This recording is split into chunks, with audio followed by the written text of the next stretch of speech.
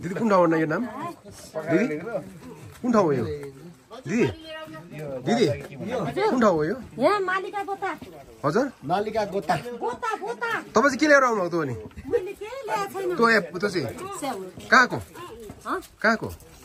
गाउँकै लिएर आउनु भएको बेच्न ल्याउनु भएको बेमुले गयो अलिकता कहिले मासु दिउन ल्याएँ हो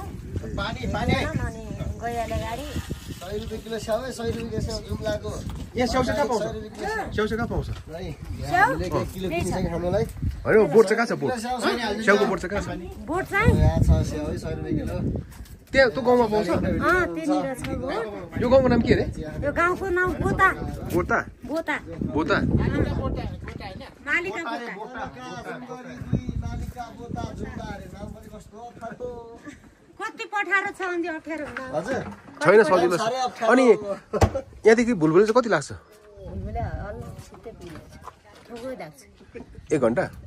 1 घन्टा अनि बाइकमा के 1 घन्टा लाग्ला थोकै लाग्छ भुलभुलेबाट कति लाग्छ माथि पुग्नु कहाँ सल्लेरी सल्लेरी हजुर सल्लेरी पनि पुग्छ अहिले सल्लेरी बस्ने आज हामी